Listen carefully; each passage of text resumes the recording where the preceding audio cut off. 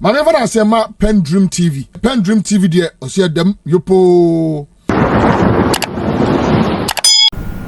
You are once again welcome to PENDREAM TV, the only channel that brings you the best and latest updates in politics. If you are new here, please don't forget to subscribe to the channel, hit the notification bell for more updates, like and also share to other members to watch as well. You can equally leave a comment after watching or send us a voice note on our WhatsApp number, which is 0277-128-777, showing on your screen as well. Thank you. I would like you to join me listening to what we have for you today.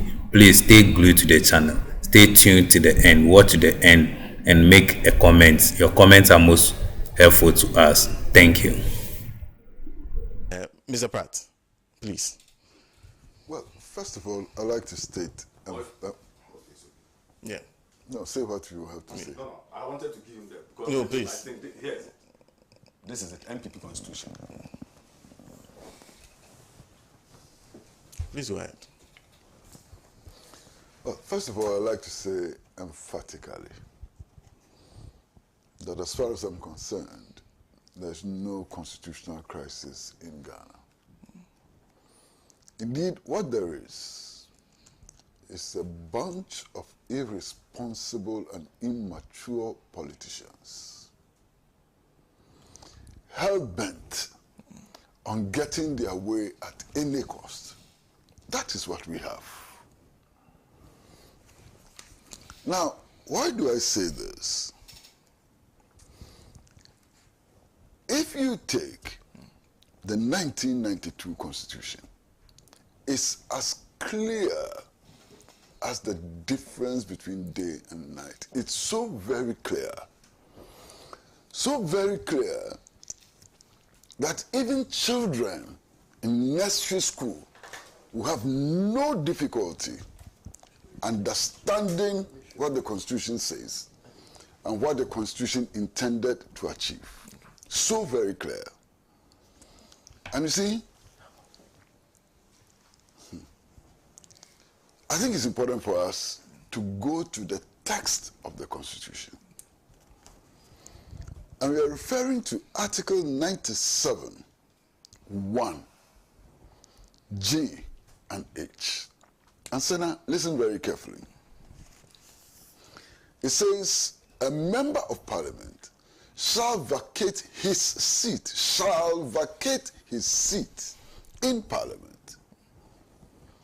G, if he leaves the party of which he was a member at the time of his election to Parliament to join another party or seeks to remain in Parliament as an independent member.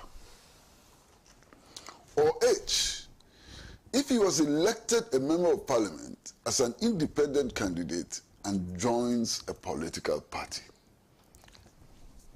How can there be any misunderstanding about this? Under what circumstance can there be any misunderstanding about this? It is not for the purpose of pursuing a mischievous agenda. Who can generate a dispute about this? Indeed, if you go to the text of the Constitution, the Speaker is not even required to declare any seat vacant. The Speaker is not required to declare any seat vacant. The Constitution is clear that the member of Parliament himself or herself has to vacate automatically. Once you leave the ticket on which you came into Parliament, automatically you have to vacate your seat. Clear. What other interpretation can there be? No, I submit that there can be no other reasonable, sensible, logical interpretation of this provision. It is not possible to have a logical interpretation of this position other than the fact that if you change the ticket on which you were elected into Parliament, you yourself have to leave Parliament immediately. It's clear. Now, I've heard all kinds of arguments which are very, very, very strange. All kinds of arguments, which are exceedingly strange. Now, one of those arguments is that the Constitution, if you interpret the Constitution, you can come to the conclusion that no people in a constituency should be disenfranchised. That at all times, people need to be represented in Parliament. But you see, that's a lie.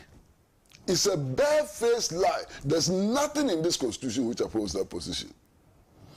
Because this Constitution itself says that even if a member of Parliament dies,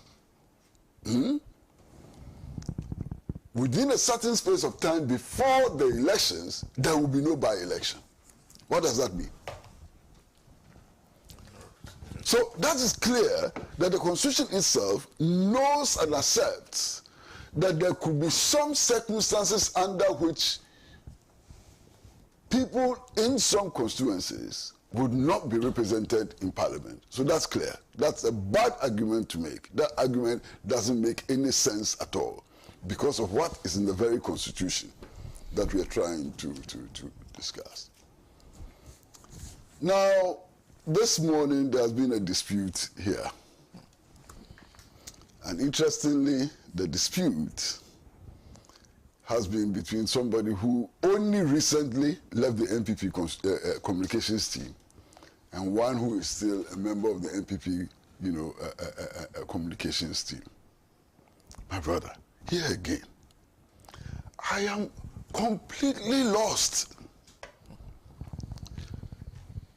The version of the NPP constitution read by Solomon Owusu and the version read by my brother here all say that if you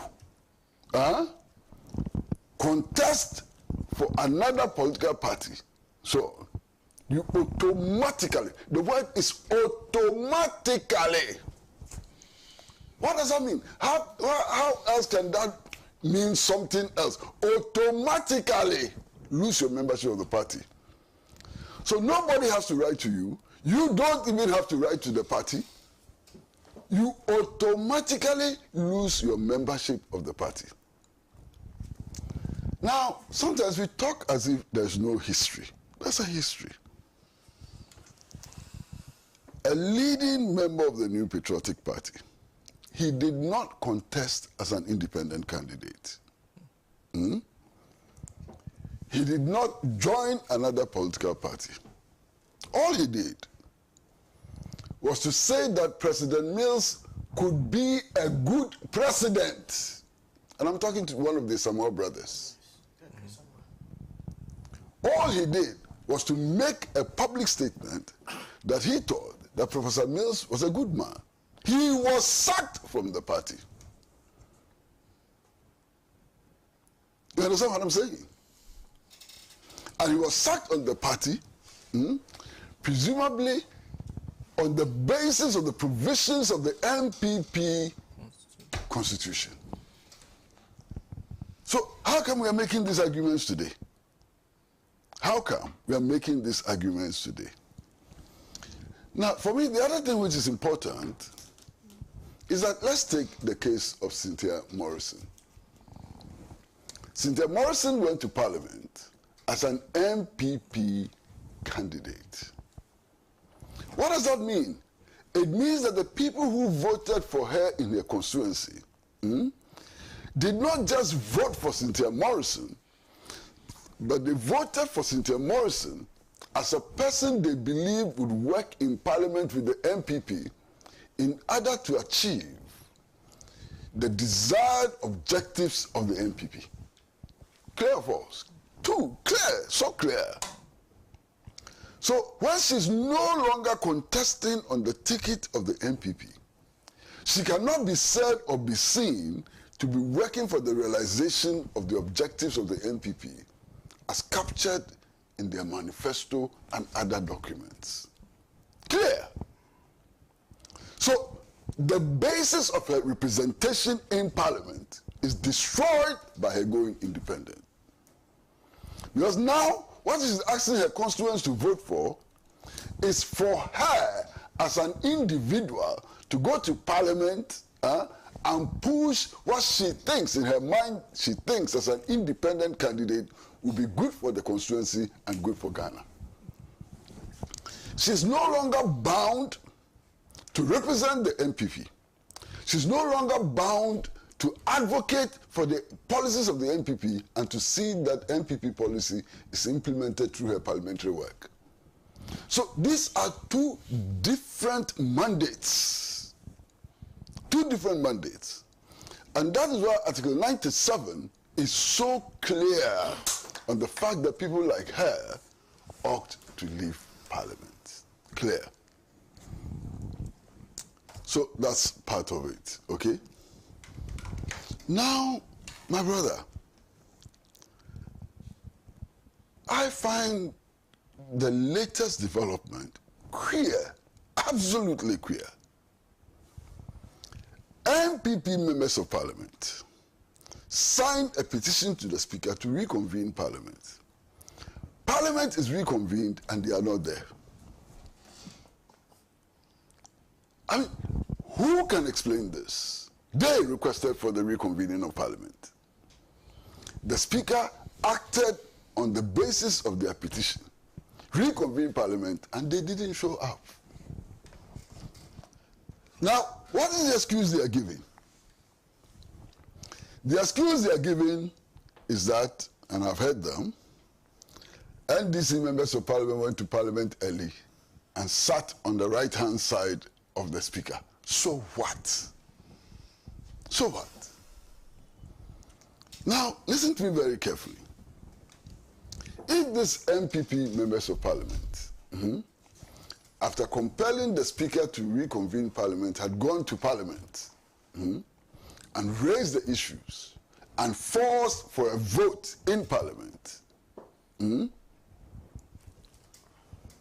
matter where they were sitting, they could have done this.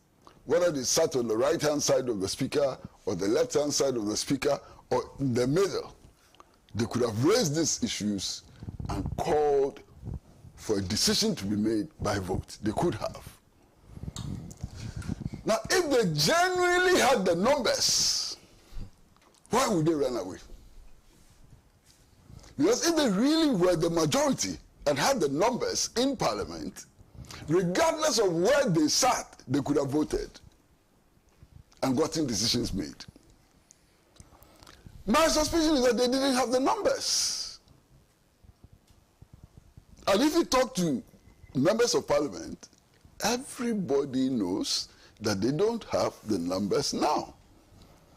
They don't have the numbers now because so many of their members appear aggrieved.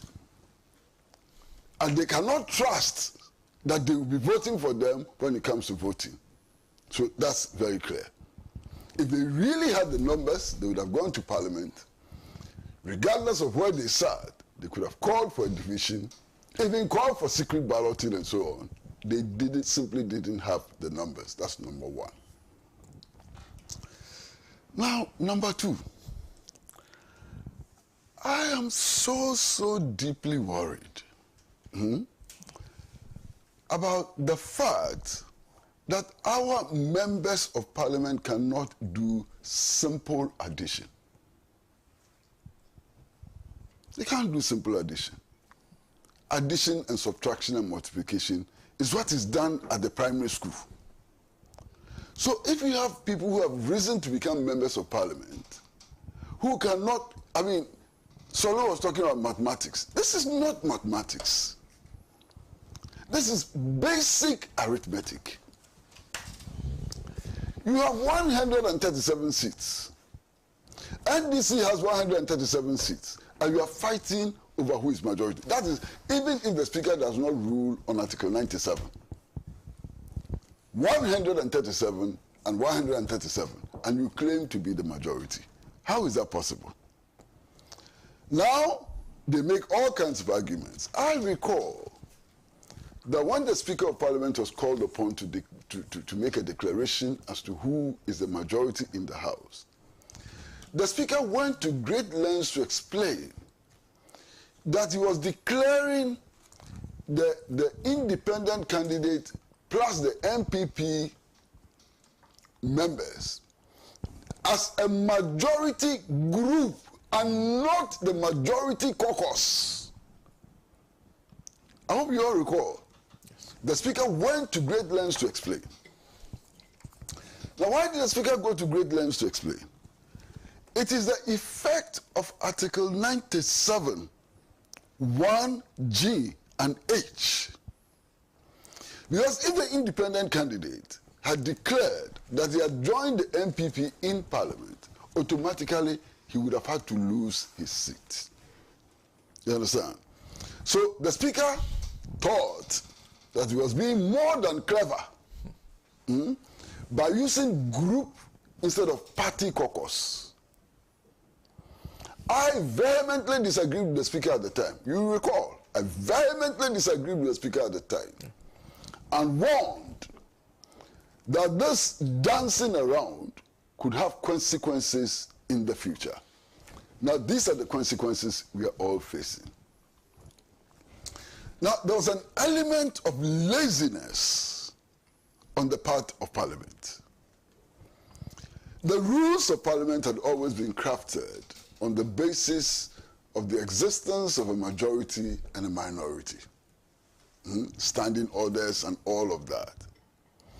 Now, when we got a hanging parliament, a hung parliament of 137, what needed to be done was to change the rules. Because majority-minority no longer could work. And instead of changing the rules that govern business in Parliament and so on, we came up with this strange arrangement, which in essence, in its very essence, was a violation of Article 97, 1G and H. Clear violation. But everybody allowed it to pass, you understand? So we had the majority group and the minority group. Now, I've made many comments about what is developing, what is developing. And I've said that we are not as yet in the crisis which some people will describe as constitutional crisis and so on. We are not there yet. But these developments could take us to the crisis. They could take us to the crisis when clearly the powers of the Speaker of Parliament clashes with the powers of the Chief Justice. Clear.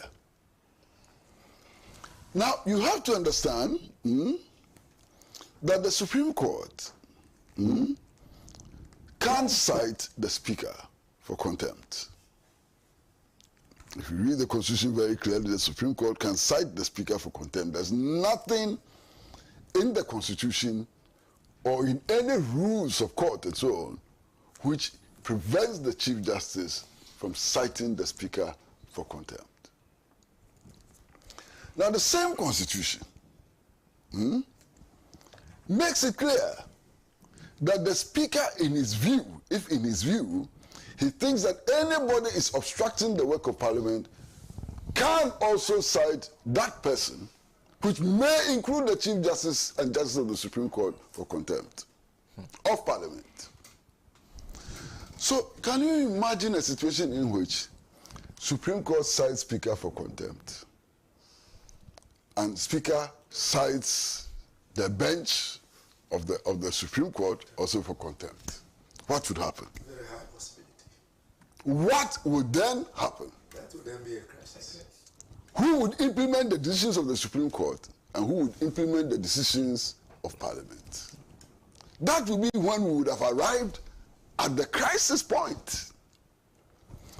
But I insist that this crisis can be avoided if politicians with overbloated egos will stop doing everything and anything possible for them to have their way, irrespective of the circumstances in which we are. Now, Parliament is a place for debate, It's a place for negotiation. It's a place for consensus building. And it's a place for decision making. So if you have good leadership, there is no way any problem cannot be resolved. And I had the privilege of interviewing Justice Jose, who is a retired appeal court judge. And he makes this point very clearly, that it's the quality of leadership which has become the problem. And I recall him making the point that he actually misses Chairman Samples. This is Justice Jose, this is not me. So he, as a former Court of Appeal judge, is sitting back, looking at what is unfolding and saying that the personalities involved could be part of the problem.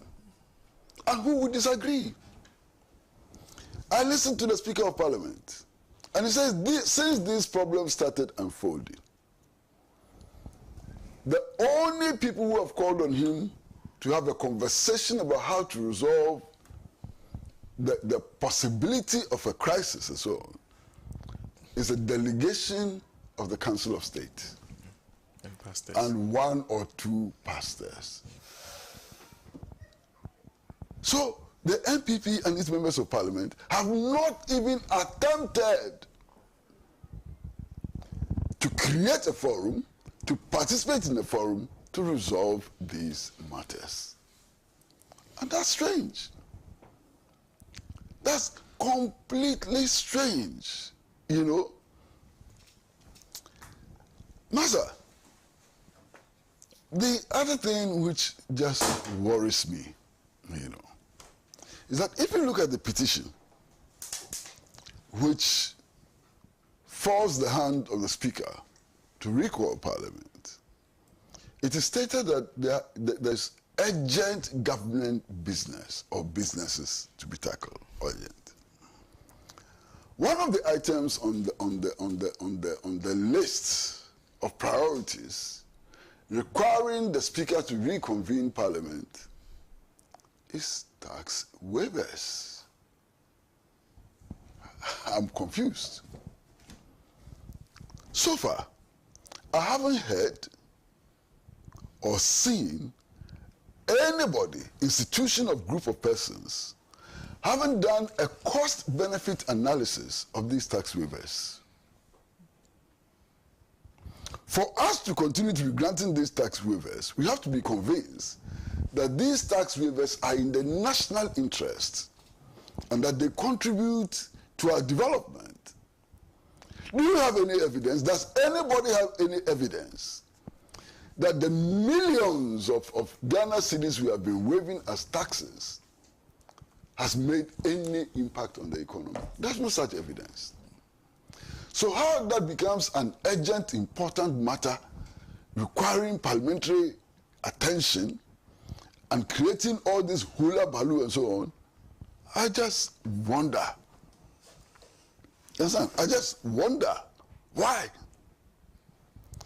Then we are told also that there's a loan agreement which has to be ratified by Parliament. Loan agreement again, another loan, another loan, less than 1 month before government changes. Another loan for what? And why is that loan so crucial, so important, and so on, that we have to go through this hop, jump, and step, or step, hop, whatever? I just wonder. Look, and I intend to end here. Look, the Supreme Court ought to understand clearly that the 5 or 7 of them who sit there in the court, sit on that superior bench in the name of 32 million people of Ghana. Sana, if all the 32 million people of Ghana could be empaneled to hear cases of the interpretation of the Constitution, to try criminal cases and so on, we would not have a Supreme Court. The reason why we have a Supreme Court is that it is impossible for all the 32 million of us to be empaneled. So through some arrangement that we have agreed, we have selected a certain group of people based on a certain criteria to advocate in these matters, so they do so in our name, on our behalf. The Supreme Court exercises the sovereign will of the people of Ghana. You understand? It is not above the sovereign will of the people of Ghana. We need to understand that clearly as a matter of principle. So that imposes a duty on the judiciary, the Supreme Court, the Courts of Appeal, and so on, that at all times when they are taking decisions, they ought to have at the back of their mind that that decision is being taken in the name of Kwesi Adakwa, who is a security guard in cantonments, who perhaps did not have the privilege of going to secondary school. That decision is being taken in his name and on his behalf. That decision is being taken in the name and on behalf of Abna Mansa from Drama, from Gomoa Drama, who didn't go to school at all. You understand? They have to understand that clearly. Because sometimes the impression is created that these are special people with special people coming from some strange place and so on, who are not one of us or some of us, who are above us in everything, and they act on their own. They don't. The very principles of the Constitution, the very principles of law and so on, is clear. They act on our behalf and not above us. Now, I think we can say the same about Parliament. All the MPs and officials of Parliament are there because all the 32 million people in Ghana cannot fit into Parliament House to make their decisions. So through some processes of elections and so on, we have decided that they, 275 people, should go there and do that on our behalf. They must be reminded at every stage that they are not above us, and that the power they exercise is the expression of the sovereign will of the people of Ghana. And same for the presidency. Because in these days, you are hearing a lot of questions about powers, separation of powers, and how this power is so unique that it may not be encroached by the other and so on.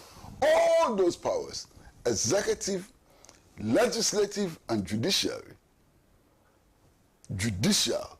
belong to the people of Ghana and not the individuals who are sitting there. It must be clear. Now, whatever happens,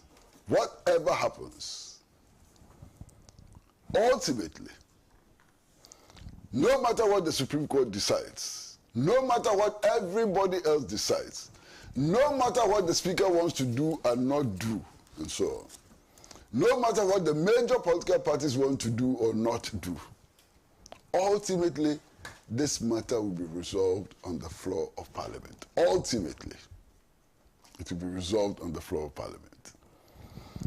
It cannot be resolved on the floor of Parliament in our circumstances if one of the two parties in Parliament decides to boycott. It is impossible. If NDC decides to boycott, Parliament will not have the numbers to take a decision. If MPP decides to boycott, Parliament will not have the numbers to take a decision. So it is imperative that Parliament is reconvened, and that both sides should go to Parliament. Who cares about where anybody sits? Who cares? What we want is results, which will move us forward. Where you sit doesn't matter whether you sit on the left or you sit on the right. How does that change the law? How does that approve? How does that approve, what do you call it? Tax waivers. Tax waivers. Which is one of the things they want to do. Oh, but they have said that it is one of the things they want to do. Tax waivers and taking loan. That's right. The naming of JB Dankwa, what? Yeah, they brought some, for they are floating a number of bills. Yeah, but And I'm those talking bills about have already those been that, laid. those that were in the, Yeah, in the they petition. listed, yes. They listed the petition. I think we should be fair to them. Sure. You know. So, Parliament must meet. Parliament can meet by following its procedures. By getting the business committee to meet and to agree on the business of Parliament. Parliament can only meet if there's a quorum.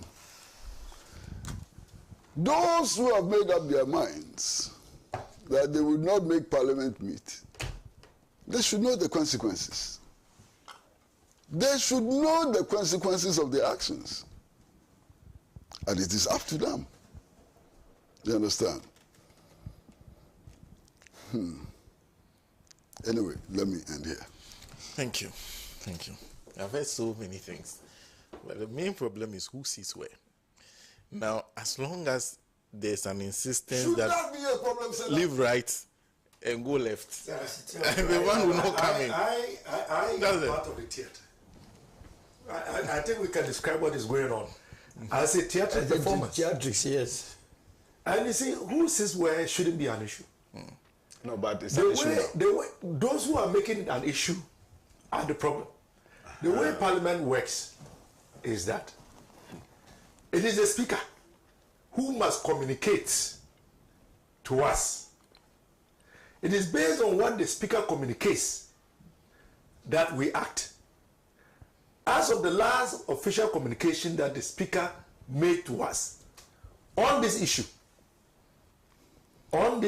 that we are still dragging, there was no indication to us that where we claim is our rightful new place to sit, based on what we know in the standing orders and in the Constitution, has changed.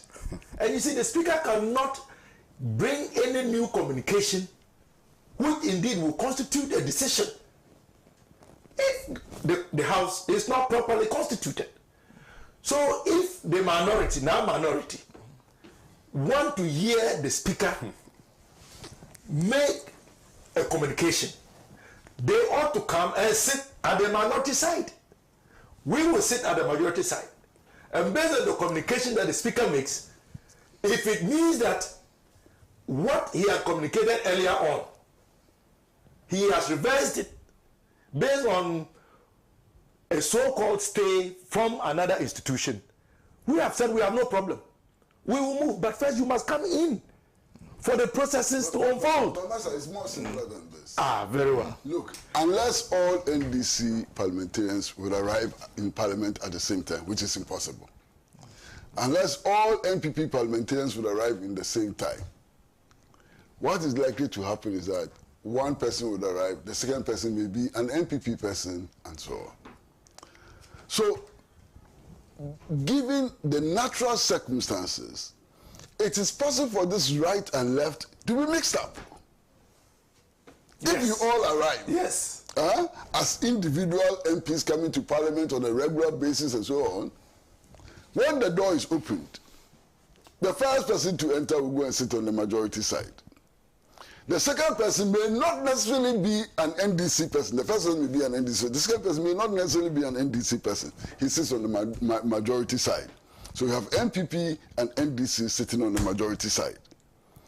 That way, the whole house gets filled without regard to this left side and right side. Common sense, reality, and so on. Is that a problem? How would that be a problem? The problem is that some people decide even before the doors are open that we are not entering. That is why it is possible for one side to occupy that right side. If we are all entering, why? Yeah, like a trotro. No, but that happened. First come, first serve. I think that happened in the first instance. Yes. Then Afenyomakin came and called his side out of Parliament. That was when the speaker had to adjourn. But you the see, first one. So what I'm saying is right. Yeah, But you it's see, possible. and he's right, because on that occasion, Which one is right? No agreement on paper, and it doesn't matter the quality of the paper, can secure peace for us. And our recent history bears that out. For almost all the elections, political party leaders have signed peace pacts. What happened? The last election, they signed a peace pact. We ended up with 8 people dead. 2 years ago, I went to see the victims of the Ayawasu West Wogon incident. My brother, it was so painful. People without limbs, people without arms, and so on. Peace pact did not give them peace. What will give our people peace in this election is that, one, the attempt to pack the Electoral Commission with party loyalists immediately. And party loyalists who are sitting on the Electoral Commission ought to vacate their positions immediately. It's important. Senna, are you listening? Yes.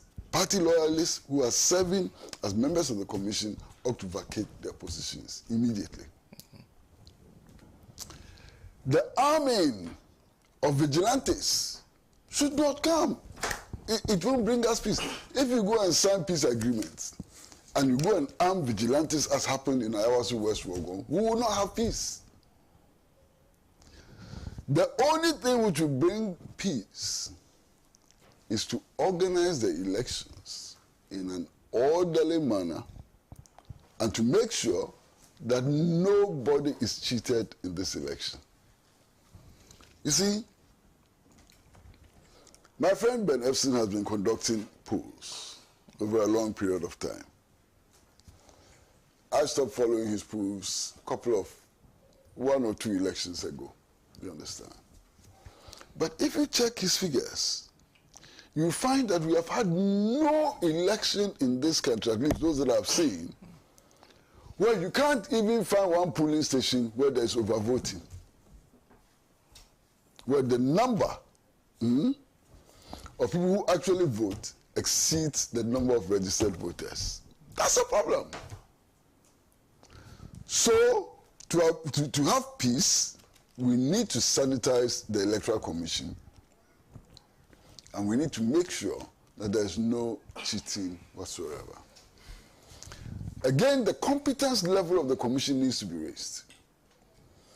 Because what happened the last time, when the commission brought more than 2-3 results, created a lot of problems. And that has to do with competence of the commission. As for signing peace pact, it's a useless enterprise. That peace industry, people are growing fat out of it for nothing. Throw it away. It has no impact, no relevance. But I like to remind my brother Sabo of something, because I've been listening to him very carefully. And at various points, he's made the point that Ghana is made up of Christians and Muslims and so on. It's not true. You see, in Ghana, we have those who say they are Baha'is. They are Ghanaians. They have the same rights, and they're entitled to have the same expectations. They are Jews in our country. They have the same rights as Muslims and Christians, and they're entitled to have some expectations. They are traditional religious believers. They also have rights. They are Ghanaians. They're entitled to the same expectations. They are atheists. Atheists. Atheists also have the same rights, same constitutional rights and so on. So this thing about Christians and Muslims and so on. I'm making reference to majority. It's the Muslim. In religion, majority doesn't matter. Go and read your constitution. In religion, majority doesn't matter. Religion is not about majority versus minority. But if there should be chaos, the people will troop up on the street. Of course, the numbers will be Christians and Muslims. The numbers, it will be Christians and What Muslims. makes you so sure? Oh no, that's the statistics. That's the statistics that indicates. Of course, the current Which statistics? population census that was conducted. Master, in our country, if you care to know, for many people who are Christians, they're also traditional worshippers at the same time. For many people who are Muslims, they are also traditional worshippers at the same time. They are not. They are neither Christians or Muslims. Tell me. Have you visited the shrine and everything? You sit here, you say things irresponsibly. Let me tell you something. If you don't know anything about But didn't you visit the shrine? you can do politics with, but religion don't go there. Don't try to do that kind of thing. Tell me where he has gone. Show me where he has gone. Shrine. Where? He went and worshipped there. But No, he went and worshipped there. what did he do there? Don't you tell me as a Muslim, I have ever this, I can visit that particular place. But he went there to In Namala Ahmad in Niyad, it is what is in your heart, not what we are doing. So how would I know your heart whether you're Oh, my worshiping? friend, stop. You Can I see your heart? Can I see your heart? Sit down here and open your mouth and say anything just like that. Never went to worship. Be very careful. No, in fact, Allah should sack you from his party. You are actually You have to be sacked from the MBB for lying here. No one will sack you from the party. No one. Please. You are the people who are giving us overload in the party. I'm not seeing how light our party is. You are not see how it is. Yes, I can see now. Thank you very much. You are the problems of the party. Just a few comments to go through I feel sorry for from Alan. those who I are feel sorry listening for to us. This one says, Senator, good morning. If the MPP obeys the rule of law, why are they behaving like, okay, thank you very much for the comment. Okay, there's the other things. Martin Anderson says, I want to affirm what Solomon is saying. Baumia, okay, he is also making another allegations. Thank you very much. These are true. Yeah. This one says, good morning. Thank you for the good works you're doing. According to the Greater Accra Regional MPP communicator, he embraces peace and advising a pact to advise President John Mahama to embrace peace pact. I think it's reciprocal, and they should advise their flag bearer in the MPP hierarchies. Thank you. Thank you very much for that comment. This one's a Senator. This kind of peace pact is what has brought Lebanon into destruction. 3 of the groups, including mediator for 18 years, refused to observe what was agreed on. The same is what happened in the case of Ghana and her peace council. Thank you for the comment. As well as good morning, Senator. Okay, people are talking more about something else.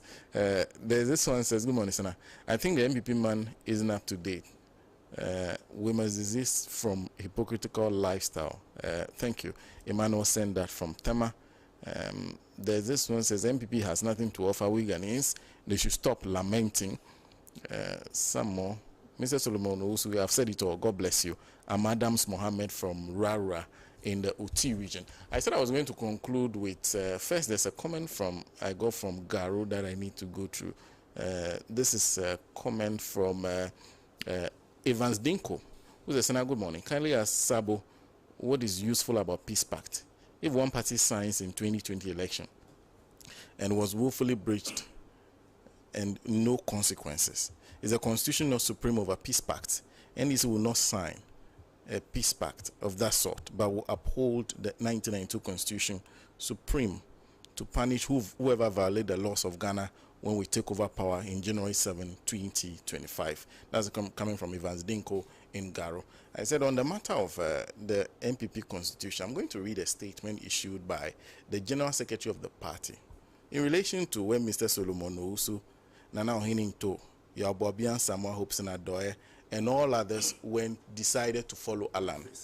Yes, in fact, this is the statement that was issued by the General Secretary of the MPP. Is headed for feature of membership pursuant to the provision of Article 391 of the New Patriotic Party Constitution. Then I said 3 words. 91. And someone will say H. It says, thank you for staying tuned. PENDREAM TV really appreciates your time for being here. Please do subscribe if you're a new member. Like and also share to other members to watch as well. can equally leave a comment after watching or send us a voice note on our WhatsApp number, which is 0277-128-777. If you have anything bothering you, just send a voice note to our WhatsApp number and our team will be with you to air your voice out. Thank you. PENDREAM TV now, so far so good. Say open online portal e wo Ghana. Nipa share, nipa follow, nipa comment here. To my best of knowledge, without any biases, PENDREAM TV.